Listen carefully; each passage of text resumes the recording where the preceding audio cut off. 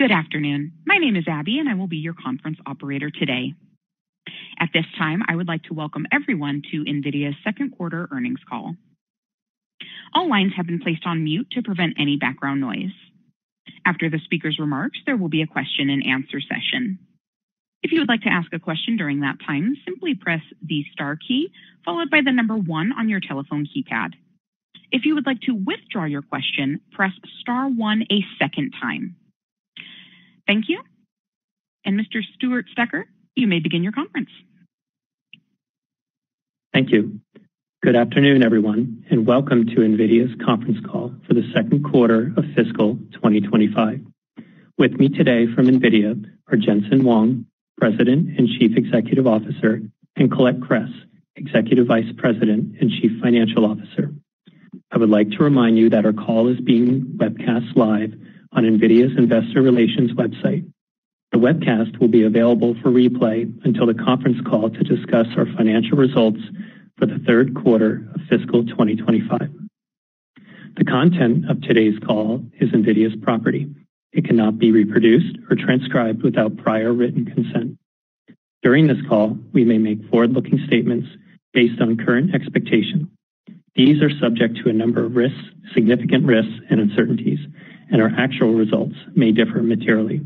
For a discussion of factors that could affect our future financial results and business, please refer to the disclosure in today's earnings release, our most recent forms 10-K and 10-Q, and the reports that we may file on Form 8-K with the Securities and Exchange Commission.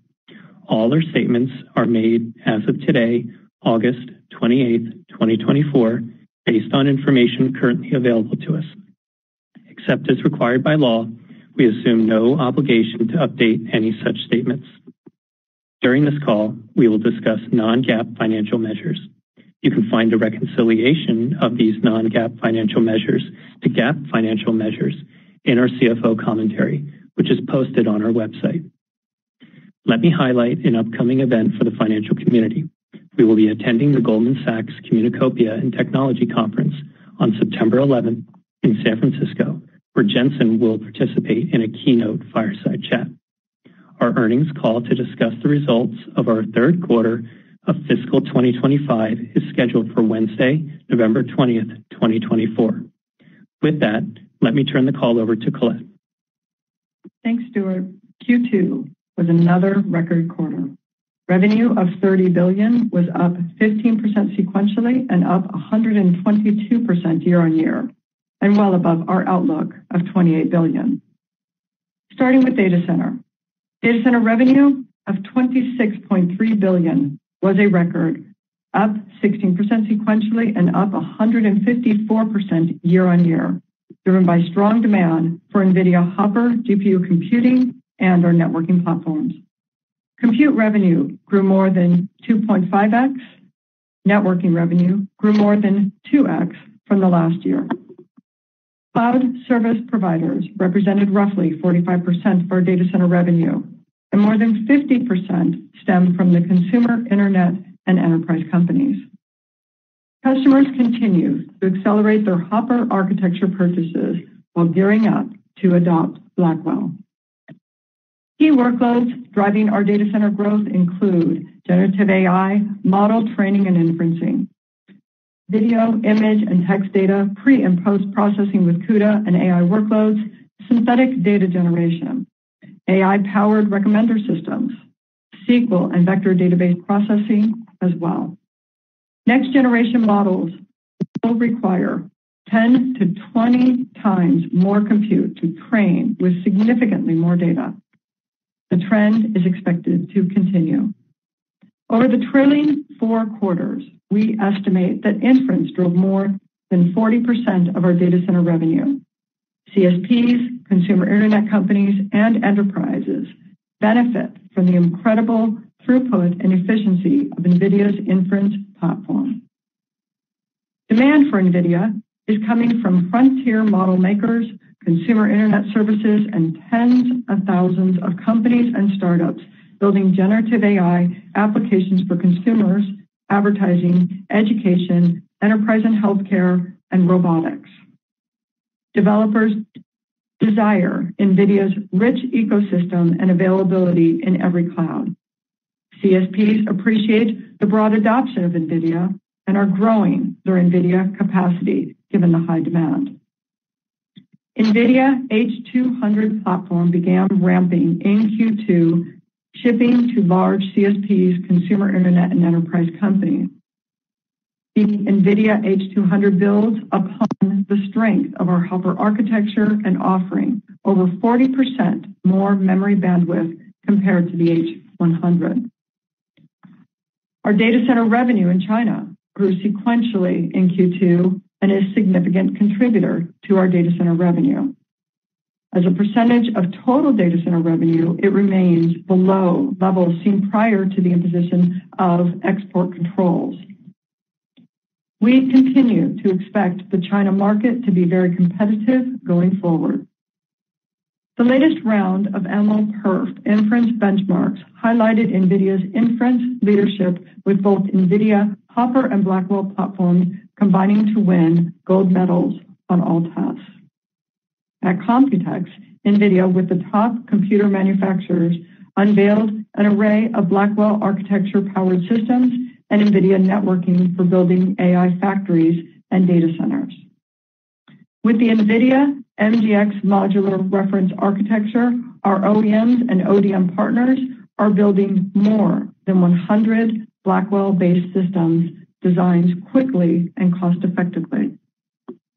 The NVIDIA Blackwell platform brings together multiple GPU, CPU, DPU, NVLink switch, and the networking chips, systems, and NVIDIA CUDA software to power the next generation of AI across the cases, industries, and countries. The NVIDIA GB200 NVL72 system with the 5th generation NVLink enables all 72 GPUs to act as a single GPU and deliver up to 30 times faster inference for LLMs workloads and unlocking the ability to run trillion parameter models in real time. Hopper demand is strong and Blackwell is widely sampling. We executed a change to the Blackwell GPU mass to improve production yields. Blackwell production ramp is scheduled to begin in the fourth quarter and continue into fiscal year 26. In Q4, we expect to ship several $1 billion in Blackwell revenue. Hopper shipments are expected to increase in the second half of fiscal 2025. Hopper supply and availability have improved. Demand for Blackwell platforms is well above supply, and we expect this to continue into next year. Networking revenue increased 16% sequentially. Our Ethernet for AI revenue, which includes our Spectrum-X end-to-end Ethernet platform, doubled sequentially with hundreds of customers adopting our Ethernet offerings. Spectrum-X has broad market support from OEM and ODM partners and is being adopted by CSPs, GPU cloud providers, and enterprise, including xAI, to connect the largest GPU compute cluster in the world. Spectrum-X supercharges Ethernet for AI processing and delivers 1.6x the performance of traditional Ethernet. We plan to launch new Spectrum-X products every year to support demand for scaling compute clusters from tens of thousands of GPUs today to millions of GPUs in the near future. Spectrum-X is well on track to begin a multi-billion-dollar product line within a year. Our sovereign AI opportunities continue to expand as countries recognize AI expertise and infrastructure at national imperatives for their society and industries. Japan's National Institute of Advanced Industrial Science and Technology is building its AI Bridging Cloud Infrastructure 3.0 supercomputer with NVIDIA. We believe sovereign AI revenue will reach low double-digit billions this year. The enterprise AI wave has started. Enterprises also drove sequential revenue growth in the quarter. We are working with most of the Fortune 100 companies on AI initiatives across industries and geographies.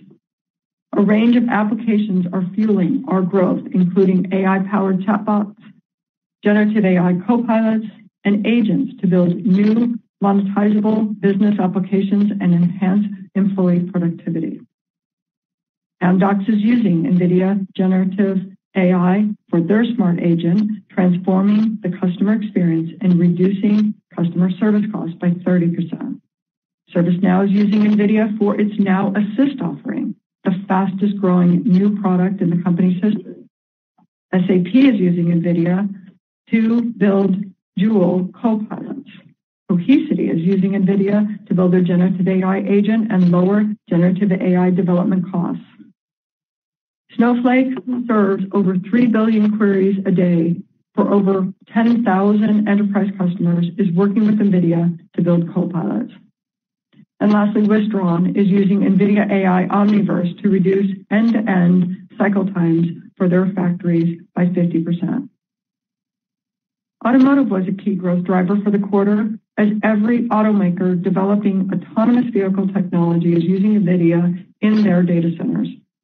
Automotive will drive multi-billion dollars in revenue across on-prem and cloud consumption and will grow as next generation AV models require significantly more compute.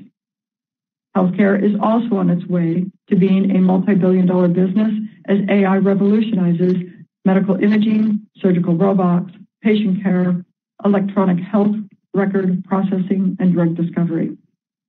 During the quarter, we announced a new NVIDIA AI Foundry service to supercharge generative AI for the world's enterprises with Meta's Llama 3.1 collection of models. This marks a watershed moment for enterprise AI. Companies, for the first time, can leverage the capabilities of an open source frontier level model to develop customized AI applications to encode their institutional knowledge into an AI flywheel to automate and accelerate their business. Accenture is the first to adopt the new service to build custom Llama 3.1 models for both its own use and to assist clients seeking to deploy generative AI applications. NVIDIA NIMs accelerate and simplify model deployment. Companies across healthcare, energy, financial services, retail, transportation, and telecommunications are adopting NIMs, including Aramco, Lowe's, and Uber.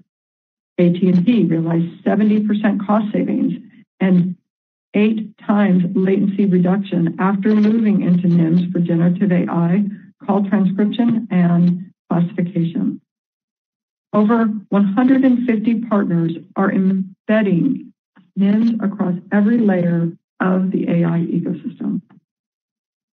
We announced NIM Agent Blueprints, a catalog of customizable reference applications that include a full suite of software for building and deploying enterprise generative AI applications. With NIM Agent Blueprints, enterprises can refine their AI applications over time, creating a data-driven AI flywheel. The first NIM Agent Blueprints include workloads for customer service, computer-aided drug discovery, and enterprise retrieval augmented generation. Our system integrators, technology solution providers, and system builders are bringing NVIDIA NIM Agent Blueprints to enterprises. NVIDIA NIM and NIM Agent Blueprints are available through the NVIDIA AI Enterprise Software Platform, which has great momentum. We expect our software, SaaS, and support revenue to approach a $2 billion annual run rate exiting this year, with NVIDIA AI Enterprise notably contributing to growth. Moving to gaming and AI PCs. Gaming revenue of $2.88 billion increased 9% sequentially and 16% year on year.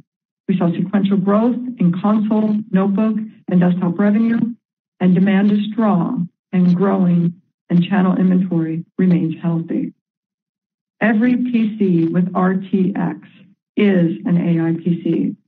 RTX PCs can deliver up to 1,300 AI TOPS, and there are now over 200 RTX AI laptops designed from leading PC manufacturers. With 600 AI-powered applications and games and an installed base of 100 million devices, RTX is set to revolutionize consumer experiences with generative AI. NVIDIA ACE, a suite of generative AI technologies, is available for RTX AI PCs.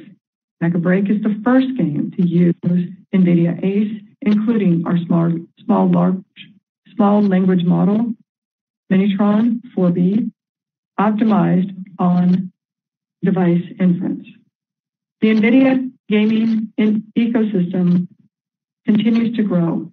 Recently added RTX and DLSS titles include Indiana Jones and the Great Circle, Dune Awakening, and Dragon Age, the Veilguard. The GeForce Now library continues to expand with total catalog size of over 2,000 titles, the most content of any cloud gaming service. Moving to Pro Visualization. Revenue of $454 million was up 6% sequentially and 20% year-on-year. Demand is being driven by AI and graphic use cases, including model fine-tuning and Omniverse-related workloads. Automotive and manufacturing were among the key industry verticals driving growth this quarter. Companies are racing to digitalize workflows to drive efficiency across their operations. The world's largest electronics manufacturer, Foxconn, is using NVIDIA Omniverse to power digital twins of the physical plants that produce NVIDIA Blackwell systems. And several large global enterprises, including Mercedes-Benz, signed multi-year contracts for NVIDIA Omniverse Cloud to build industrial digital twins of factories. We announced new NVIDIA USD NIMs and connectors to open Omniverse to new industries and enable developers to incorporate generative AI copilots and agents into USD workflows, accelerating their ability to build highly accurate virtual worlds. WPP is implementing USD NIM microservices in its generative AI-enabled content creation pipelines for customers, such as the Coca-Cola Company. Moving to automotive and robotics. Revenue was $346 million, up 5% sequentially and up 37% year-on-year. Year-on-year growth was driven by the new customer ramps in self-driving platforms and increased demand for AI cockpit solutions. At the Computer Vision and Pattern Recognition Conference, NVIDIA won the Autonomous Grand Challenge in the end-to-end driving at scale category, outperforming more than 400 entries worldwide. Boston Dynamics, BYD Electronics, Figure, Intrinsic, Siemens, Skilled AI, and Teradyne Robotics are using the NVIDIA Isaac Robotics platform for autonomous robot arms, humanoids, and mobile robots. Now moving to the rest of the P&L. GAAP gross margins were 75.1% and non-GAAP gross margins were 75.7%, down sequentially due to a higher mix of new products within data center and inventory provisions for low-yielding Blackwell material. Sequentially, GAAP and non-GAAP operating expenses were up 12%, primarily reflecting higher compensation-related costs. Cash flow from operations was $14.5 billion. In Q2, we utilized cash of $7.4 billion towards shareholder returns in the form of share repurchases and cash dividends, reflecting the increase in dividend per share. Our board of directors recently approved a $50 billion share repurchase authorization to add to our remaining $7.5 billion of authorization at the end of Q2. Let me turn the outlook for the third quarter. Total revenue is expected to be $32.5 billion, plus or minus 2%. Our third quarter revenue outlook incorporates continued growth of our Hopper architecture and sampling of our Blackwell products. We expect Blackwell production ramp in Q4. GAAP and non-GAAP gross margins are expected to be 74.4% and 75% respectively, plus or minus 50 basis points. As our data center mix continues to shift to new products, we expect this trend to continue into the fourth quarter of fiscal 2025. For the full year, we expect gross margins to be in the mid-70% range. GAAP and non-GAAP operating expenses are expected to be approximately $4.3 billion and $3.0 billion, respectively. Full-year operating expenses are expected to grow in the mid to upper 40% range as we work on developing our next generation of products. GAAP and non-GAAP other income and expenses are expected to be about $350 million, including gains and losses from non-affiliated investments and publicly held equity securities. GAAP and non-GAAP tax rates are expected to be 17%, plus or minus 1%, excluding any discrete items. Further financial details are included in the CFO commentary and other information available on our IR website. We are now going to open the call for questions. Operator, would you please help us and poll for questions? Thank you.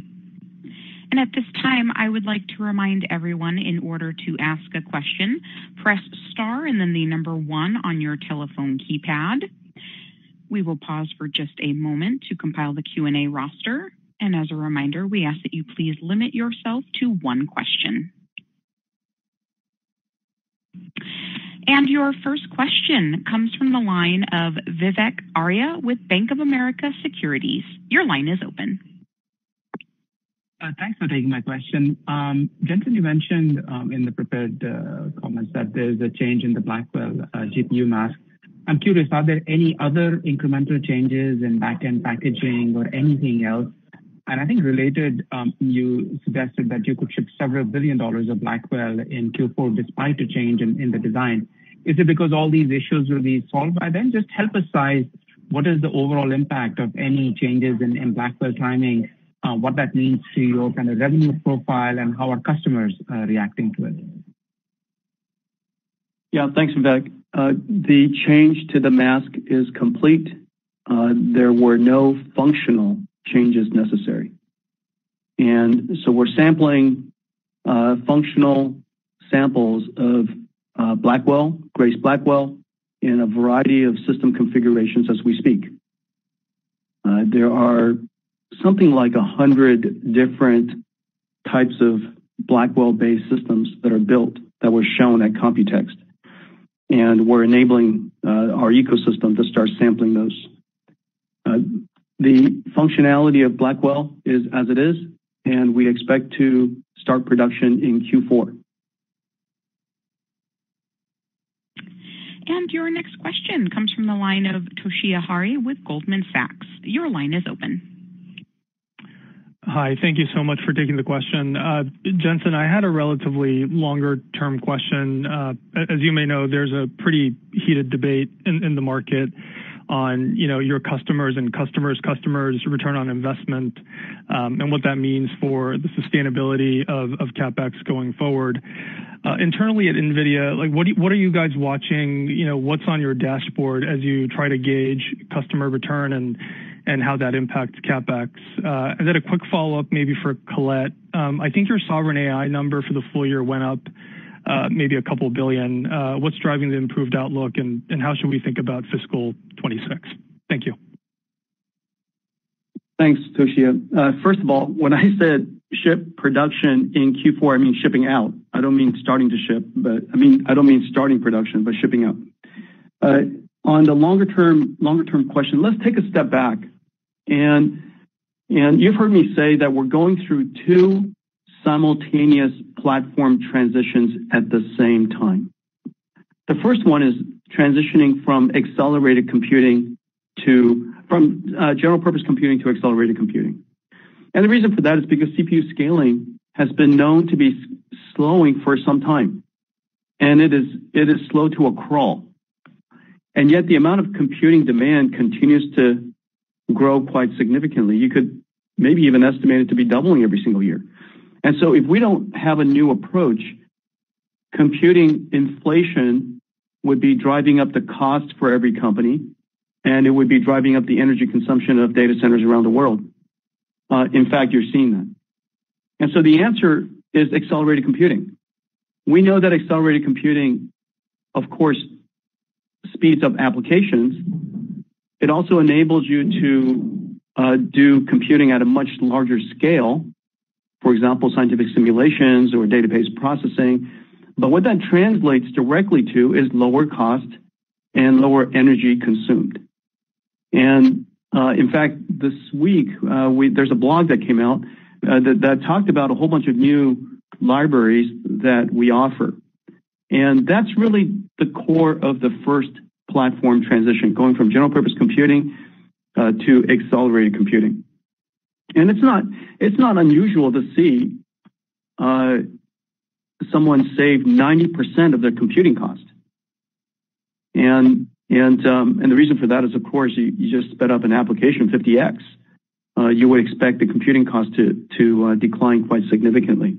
The second was enabled by accelerated computing because we drove down the cost of training large language models or training deep learning so incredibly that it is now possible to have gigantic scale models, multi-trillion parameter models, and pre-train it on just about the world's knowledge corpus, and let the model go figure out how to understand human language representation and how to codify knowledge into its neural networks and how to learn reasoning.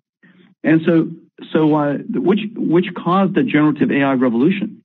Now, generative AI, taking a step back about why it is that we went so deeply into it, is because it's not just a feature, it's not just a capability, it's a fundamental new way of doing software. Instead of human engineered algorithms, we now have data. We tell the AI, we tell the model, we tell the computer what are the expected answers, what are our previous observations, and then for it to figure out what the algorithm is, what's the function. It learns a universal, AI is a bit of a universal function approximator, and it learns the function. And so you can learn the function of almost anything, and anything that you have that's predictable, anything that has structure, anything that you have previous examples of. And so now here we are with generative AI. It's a fundamental new form of computer science. It's affecting how every layer of computing is done, from CPU to GPU, from human engineered algorithms to machine learned algorithms, and the type of applications you could now develop and produce is fundamentally remarkable. And there are several things that are happening in generative AI. So the first thing that's happening is the frontier models are growing in quite substantial scale. And we're still all seeing the benefits of scaling. And whenever you double the size of a model, you also have to more than double the size of the data set to go train it. And so the amount of flops necessary in order to create that model goes up quadratically. And so it's not unusual, it's not unexpected to see that the next generation models could take 10, 20, 40 times more compute than last generation. So we have to continue to drive the generational performance up quite significantly so we can drive down the energy consumed and drive down the cost necessary to do it. So the first one is there are larger frontier models trained on more modalities, and surprisingly, there are more frontier model makers than last year. And so you have more on more on more. That's one of the dynamics going on in generative AI. The second is, although it's below the tip of the iceberg, what we see are ChatGPT, image generators. We see coding. We use generative AI for coding quite extensively here at NVIDIA now. We, of course, have a lot of digital designers and things like that. But those are kind of the tip of the iceberg. What's below the iceberg are the largest computing systems in the world today, which are, and you've heard me talk about this in the past, which are recommender systems moving from CPUs. It's now moving from CPUs to generative AI. So recommender systems, ad generation, custom ad generation, targeting ads at very large scale and quite hyper targeting, search and user generated content. These are all very large scale applications have now evolved to generative AI. Of course, the number of generative AI startups is generating tens of billions of dollars of cloud renting opportunities for our cloud partners, and sovereign AI, countries that are now realizing that their data is their natural and national resource, and they have to use AI, build their own AI infrastructure so that they could have their own digital intelligence. Enterprise AI, as Colette mentioned earlier, is starting, and you might have seen our announcement that the world's leading IT companies are joining us to take the NVIDIA AI Enterprise platform to the world's enterprises. The companies that we're talking to, so many of them are just so incredibly excited to drive more productivity out of their company. And then general robotics. The big transformation last year as we are able to now learn physical AI from watching video and human demonstration and synthetic data generation, from reinforcement learning from systems like Omniverse. We're now able to work with just about every robotics companies now to start building general robotics. And so you can see that there are just so many different directions that generative AI is going. And so we're actually seeing the momentum of generative AI accelerating. And Toshiya, to answer your question regarding sovereign AI and our goals in terms of growth, in terms of revenue, it certainly is a unique and growing opportunity, something that surfaced with generative AI and the desires of countries around the world to have their own generative AI that would be able to incorporate their own language, incorporate their own culture, incorporate their own data in that country. So more and more excitement around these models and what they can be specific for those countries. So yes, we are seeing some growth opportunity in front of us. And your next question comes from the line of Joe Moore with Morgan Stanley. Your line is open. Great, thank you. Jensen, in the press release, you talked about Blackwell anticipation being incredible, but it seems like Hopper demand is also really strong. I mean, you're guiding for a very strong quarter without Blackwell in October. So, how long do you see sort of coexisting strong demand for both? And can you talk about the transition to Blackwell? Do you see people intermixing clusters? Do you think most of the Blackwell activity is new clusters? Just some sense of what that transition looks like. Yeah, thanks, Joe. The demand for Hopper is really strong. And it's true, the demand for Blackwell is incredible. There's a couple of reasons for that.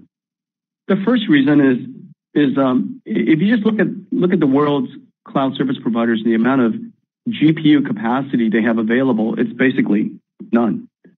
And the reason for that is because they're either being deployed internally for accelerating their own workloads, data processing, for example. Data processing, we hardly ever talk about it because it's mundane. It's not very cool because it doesn't generate a picture or, generate words. But almost every single company in the world processes data in the background. And NVIDIA's GPUs are the only accelerators on the planet that process and accelerate data. SQL data, Pandas data science toolkits like Pandas, and the new one, Polars. These are the most popular data processing platforms in the world. And aside from CPUs, which, as I've mentioned before, really running out of steam, NVIDIA's accelerated computing is really the only way to get boosting performance out of that.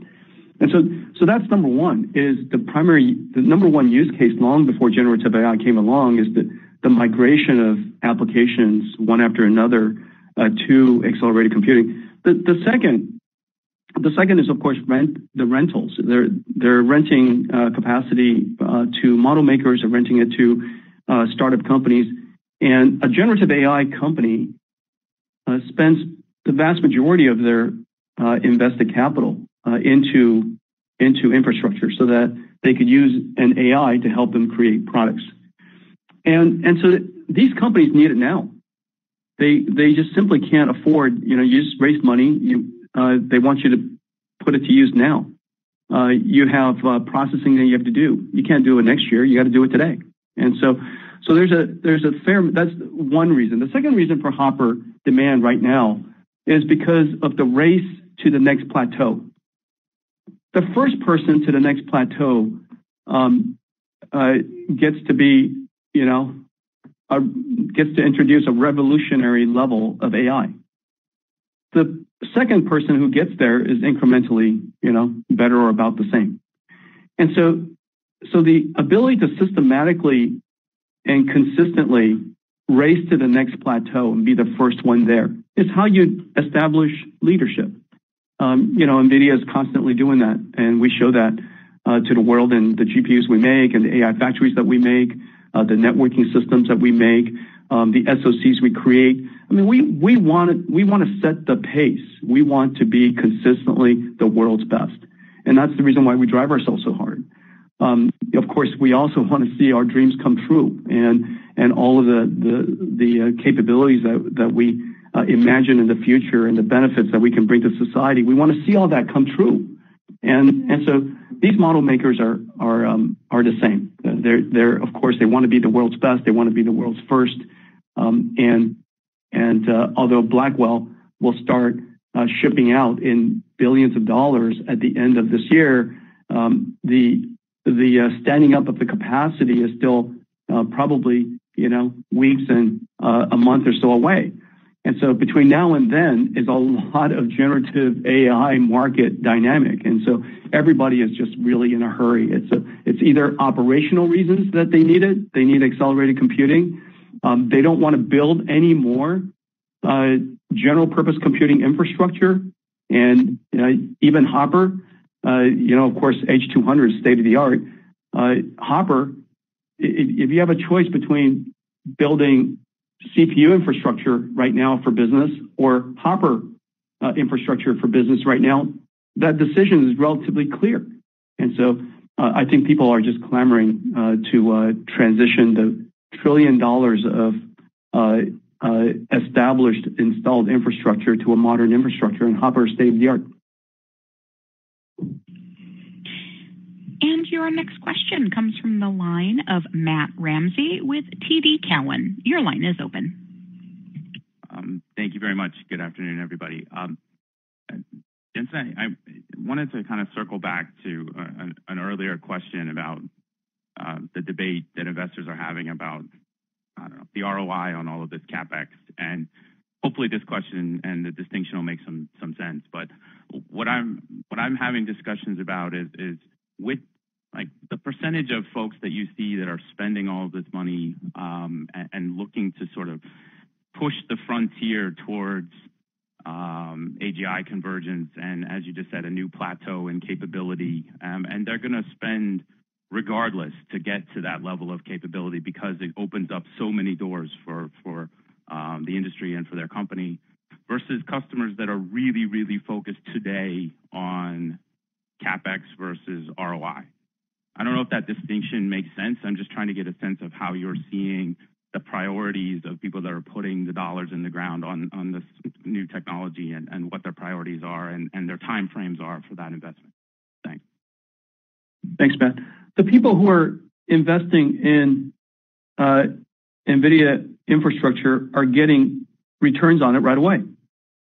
It's the best ROI computing infrastructure investment you can make today. And so one way to think through it, probably the easiest way to think through it is just go back to first principles. You have $1 trillion worth of general purpose computing infrastructure. And the question is, do you want to build more of that or not?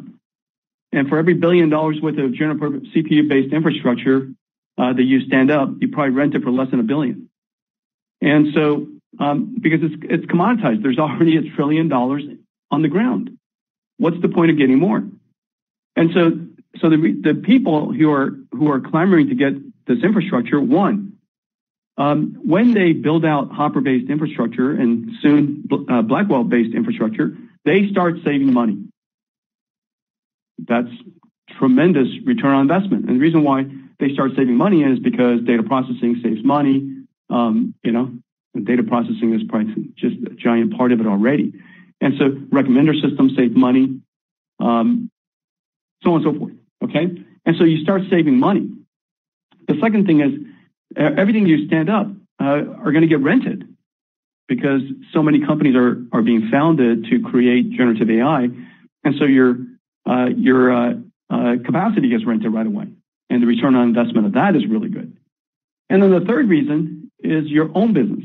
You want to either create the next frontier yourself or your own internet services benefit from a next generation ad system or a next generation recommender system or a next generation search system.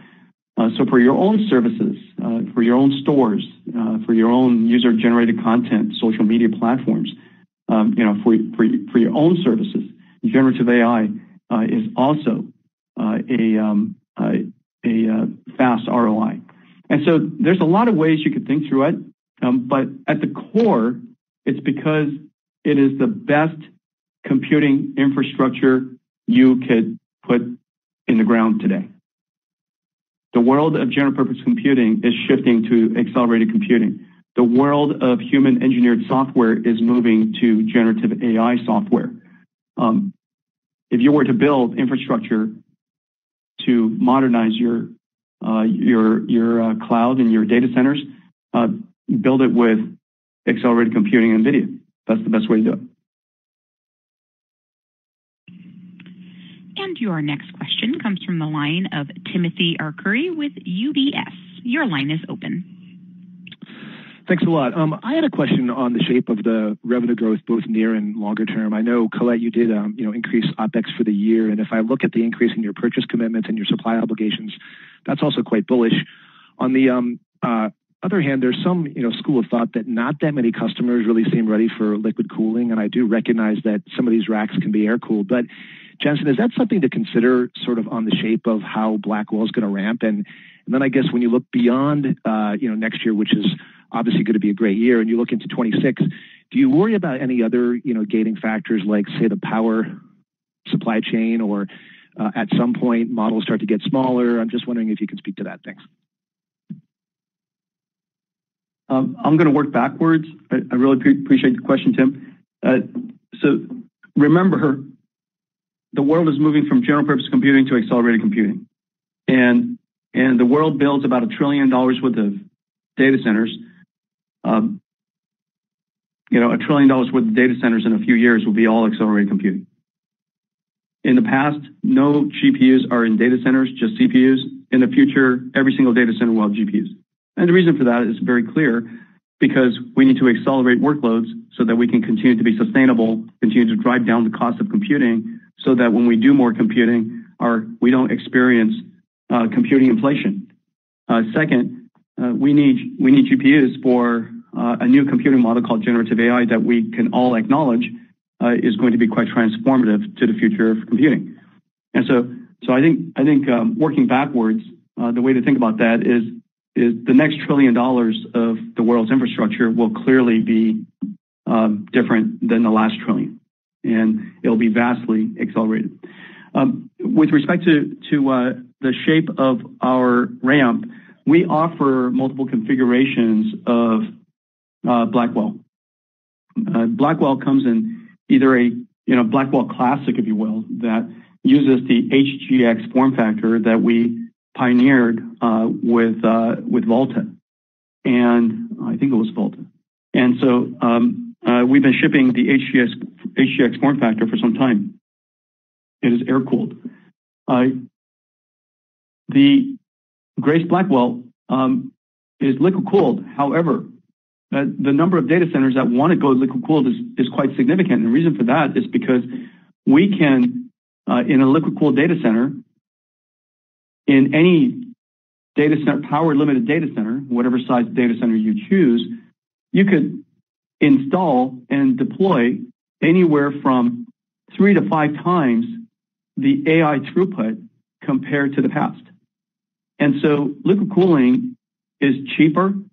Liquid cooling, our TCO is better, and liquid cooling allows you to have the benefit of this capability we call NVLink, which allows us to expand it to 72 Grace Blackwell packages, which has essentially 144 GPUs. And so imagine 144 GPUs connected in NVLink, and that we're increasingly showing you the benefits of that. And the next click is obviously very low latency, very high throughput, large language model inference. And the large NVLink domain is going to be a game changer for that. And so I think people are very comfortable deploying both. And so almost every CSP we're working with are deploying some of both. And so I'm pretty confident that we'll ramp it up just fine. Your second question out of the third is looking forward. Yeah, next year is going to be a great year. We expect to grow our data center business quite significantly next year. Blackwell is going to be a complete game changer for the industry, and Blackwell is going to carry into the following year. And as I mentioned earlier, working backwards from first principles. Remember that computing is going through 2 platform transitions at the same time, and that's just really, really important to keep your head on, your mind focused on, which is general purpose computing is shifting to accelerated computing, and human engineered software is going to transition to generative AI or artificial intelligence learned software. Okay. And your next question comes from the line of Stacy Raskin with Bernstein Research. Your line is open. Hi, guys. Thanks for taking my questions. I have 2 short questions for Colette. The first, several $billion of Blackwell revenue in Q4. Is that additive? You said you expected Hopper demand to strengthen in the second half. Does that mean Hopper strengthens Q3 to Q4 as well on top of Blackwell adding several $1 billion? And the second question on gross margins, if I have mid-70s for the year, depending where I want to draw that, if I have 75 for the year, I'd be something like 71 to 72 for Q4, somewhere in that range. Is that the kind of exit rate for gross margins that you're expecting? And how should we think about the drivers of gross margin evolution into next year as Blackwell ramps? And I mean, hopefully, I guess the yields and the inventory reserves and everything come up. Yes, so Stacey, let's first take your question that you had about Hopper and Blackwell. So we believe our Hopper will continue to grow into the second half. We have many new products for Hopper, our existing products for Hopper, that we believe will start continuing to ramp in the next quarters, including our Q3 and those new products moving to Q4. So let's say Hopper therefore versus H1 is a growth opportunity for that. Additionally, we have the Blackwell on top of that, and the Blackwell starting of ramping in Q4. So hope that helps you on those 2 pieces. Your second piece is in terms of on our gross margin. We provided gross margin for our Q3. We provided our gross margin on a non-GAAP at about 75. We'll work with all the different transitions that we're going through, but we do believe we can do that 75 in Q3. We provided that we're still on track for the full year, also in the mid-70s or approximately the 75. So we're going to see some slight difference possibly in Q4, again, with our transitions and the different cost structures that we have on our new product introductions. However, I'm not in the same number that you are there. We don't have exactly guidance, but I do believe you're lower than where we are. And your next question comes from the line of Ben Reitzes with Melius. Your line is open. Yeah, hey, thanks a lot for the question, Jensen and Colette. I wanted to ask about the geographies. There was the 10Q that came out, and the United States was down sequentially, while several Asian geographies were up a lot sequentially. Just wondering what the dynamics are there. Obviously China did very well. You mentioned it in your remarks. What are the puts and takes? And then I just wanted to clarify from Stacy's question if that means the sequential overall revenue growth rates for the company accelerate in the fourth quarter, given all those favorable revenue dynamics. Thanks. Let me talk about a bit in terms of our disclosure in terms of the 10Q, a required disclosure in a choice of geographies. Very challenging sometimes to create that right disclosure, as we have to come up with one key piece. Pieces in terms of who we sell to and or specifically who we invoice to. And so what you're seeing in terms of there is who we invoice. That's not necessarily where the product will eventually be and where it may even travel to the end customer. These are just moving to our OEMs, our ODMs, and our system integrators for the most part across our product portfolio. So what you're seeing there is sometimes just a swift shift in terms of who they are using to complete their full configuration before those things are going into the data center, going into notebooks and those pieces of it. And that shift happens from time to time. But yes, our China number there, our invoicing to China, keep in mind that is incorporating both gaming, also data center, also automotive in those numbers that we have. Going back to your statement regarding gross margin and also what we're seeing in terms of what we're looking at for Hopper and Blackwell in terms of revenue. Hopper will continue to grow in the second half. Will continue to grow from what we are currently seeing. During determining that exact mix in each Q3 and Q4, we don't have here. We are not here to guide yet in terms of Q4. But we do see right now the demand expectations. We do see the visibility that will be a growth opportunity in Q4. On top of that, we will have our Blackwell architecture. And your next question comes from the line of C.J. Muse with Cantor Fitzgerald. Your line is open. Yeah, good afternoon. Thank you for taking the question. You've embarked on a remarkable annual product cadence with challenges only likely becoming more and more given rising complexity in a reticle limit advanced package world. So curious, if you take a step back, how does this backdrop alter your thinking around potentially greater vertical integration, supply chain partnerships, and then thinking through consequential impact to your margin profile? Thank you. Yeah, thanks. Let's see.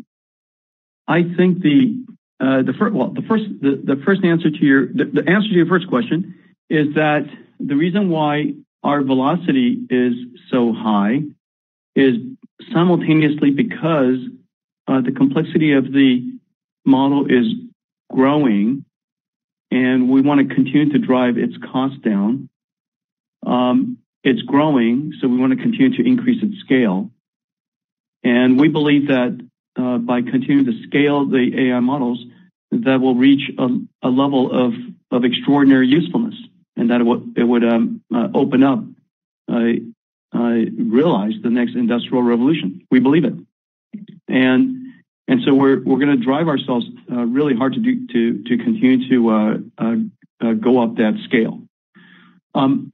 We have the ability, fairly uniquely, to integrate, to design an AI factory because we have all the parts. It's not possible to come up with a new AI factory every year unless you have all the parts. And so we have next year, we're going to ship a lot more CPUs than we've ever had in the history of our company.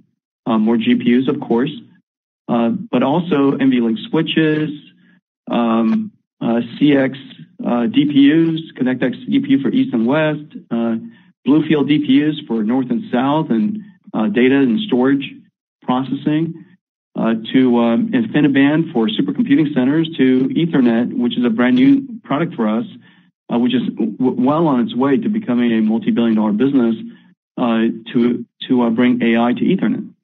And so the fact that we could build, we have access to all of this. We have one architectural stack, as you know, it allows us to introduce new capabilities to the market, as we complete it. Otherwise, what happens is you ship these parts, you go find customers to sell it to, and then somebody's got to build up an AI factory. And the AI factory's got a mountain of software. And so it's not about who integrates it. We love the fact that our supply chain is disintegrated in the sense that we could service, Quanta, Foxconn, HP, Dell, Lenovo, Supermicro. We used to be able to service ZT. They were recently purchased, and so on and so forth. And so the number of ecosystem partners that we have, Gigabyte, ASUS, the number of ecosystem partners that we have, that allows them to take our architecture, which all works, but integrated in a bespoke way into all of the world's cloud service providers, enterprise data centers. The scale and reach necessary from our ODMs and our integrator supply chain is vast and gigantic because the world is huge. And so that part we don't want to do, and we're not good at doing. And but we know how to design the AI infrastructure, provide it the way that customers will like it, and lets the ecosystem integrate it. So anyways, that's the reason why. And your final question comes from the line of Aaron Rakers with Wells Fargo. Your line is open. Yes, thanks for taking the question. I wanted to go back into the Blackwell product cycle. One of the questions that we tend to get asked is how you see the rack scale system mix dynamic as you think about leveraging NVLink, you think about GB, NVL72, and how that go-to-market, dynamic looks, as far as the Blackwell product cycle. I guess, put succinctly, how do you see that mix of rack scale systems as we start to think about the Blackwell cycle playing out? Yeah, Aaron, thanks. The Blackwell rack system, it's designed and architected as a rack, but it's sold in disaggregated system components. We don't sell the whole rack. And the reason for that is because everybody's rack's a little different, surprisingly. Some of them are OCP standards, some of them are not, some of them are enterprise. And the power limits for everybody could be a little different. Choice of CDUs, the choice of power bus bars, the configuration and integration into people's data centers, all different. And so the way we designed it, we architected the whole rack. The software is going to work perfectly across the whole rack. And then we provide the system components. Like, for example, the CPU and GPU compute board is then integrated into an MGX. It's a modular system architecture. MGX is completely ingenious. And we have MGX ODMs and integrators and OEMs all over the planet. And so just about, any configuration you would like, where you would like that 3,000-pound rack to be delivered, it's got to be close to, it has to be integrated and assembled close to the data center because it's fairly heavy. And so everything from the supply chain, from the moment that we ship the GPU, CPUs, the switches, the NICs, from that point forward, the integration is done quite close to the location of the CSPs and the locations of the data centers. And so you can imagine how many data centers in the world there are and how many logistics hubs we've scaled out to with our ODM partners. And so I think that because we show it as one rack and because it's always rendered that way and shown that way, we might have left the impression that we're doing the integration. Our customers hate that we do integration. The supply chain hates us doing integration. They want to do the integration. That's their value added. There's a final design in, if you will. It's not quite as simple as shimmy into a data center, but that design fit in is really complicated. And so the design fit in, the installation, the bring up, the repair and replace, that entire cycle is done all over the world. And we have a sprawling network of ODM and OEM partners that does this incredibly well. So integration is not the reason why we're doing racks. It's the anti-reason of doing it. The way we don't want to be an integrator, we want to be a technology provider. And I will now turn the call back over to Jensen Huang for closing remarks. Thank you. Let me make a couple of comments that I made earlier again. That data center worldwide are in full steam to modernize the entire computing stack with accelerated computing and generative AI. Hopper demand remains strong and the anticipation for Blackwell is incredible. Let me highlight the top 5 things. The top 5 things of our company. Accelerated computing has reached a tipping point. CPU scaling slows. Developers must accelerate everything possible. Accelerated computing starts with CUDA-X libraries. New libraries open new markets for NVIDIA. We released many new libraries, including CUDA Accelerated Polars, Pandas, and Spark, the leading data science and data processing libraries. cuVS for vector databases. This is incredibly hot right now.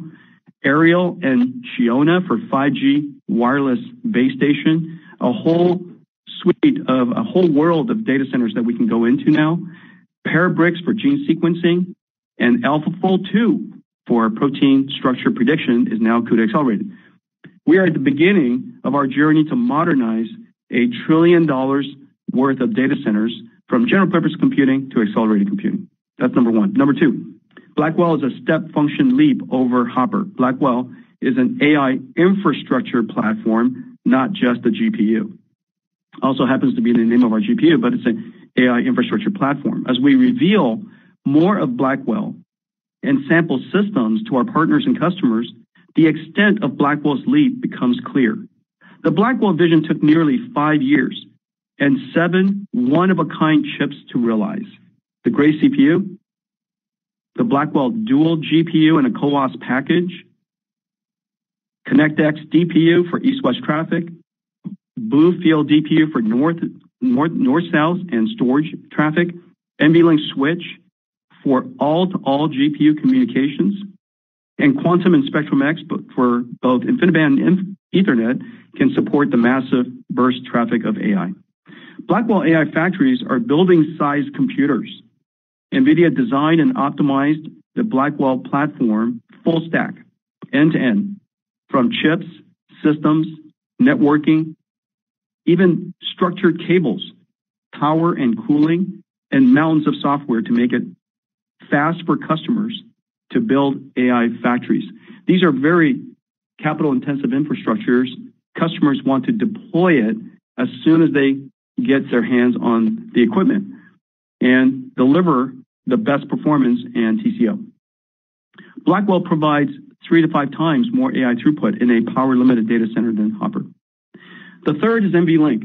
This is a very big deal. With its all-to-all GPU switch is game-changing. The Blackwell system lets us connect 144 GPUs in 72 GB200 packages into one NVLink domain, with an aggregate NVLink bandwidth of 259 terabytes per second in one rack. Just put that in perspective, that's about 10 times higher than Hopper. 259 terabytes per second kind of makes sense because you need to boost the training of multi-trillion parameter models on trillions of tokens. And so that natural amount of data needs to be moved around from GPU to GPU. For inference, NVLink is vital for low latency, high throughput, large language model token generation. We now have 3 networking platforms. NVLink for GPU scale up, Quantum InfiniBand for supercomputing and dedicated AI factories, and Spectrum X for AI on Ethernet. NVIDIA's networking footprint is much bigger than before. Generative AI momentum is accelerating. Generative AI frontier model makers are racing to scale to the next AI plateau to increase model safety and IQ. We're also scaling to understand more modalities from text, images, and video to 3D, physics, chemistry, and biology.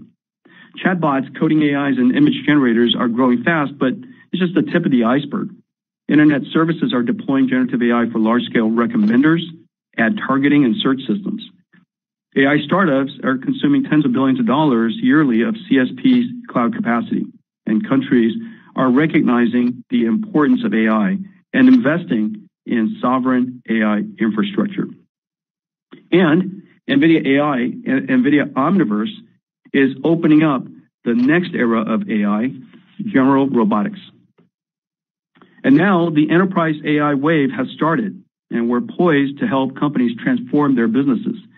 The NVIDIA AI Enterprise Platform consists of NeMo, NIMs, NIM Agent Blueprints, and AI Foundry that our ecosystem partners, the world-leading IT companies, use to help companies customize AI models and build bespoke AI applications. Enterprises can then deploy on NVIDIA AI Enterprise Runtime. And at $4,500 per GPU per year, NVIDIA AI Enterprise is an exceptional value for deploying AI anywhere. And for NVIDIA's software TAM can be significant as the CUDA-compatible GPU installed base grows from millions to tens of millions. And as Colette mentioned, NVIDIA software will exit the year at a $2 billion run rate. Thank you all for joining us today. And ladies and gentlemen, this concludes today's call, and we thank you for your participation. You may now disconnect.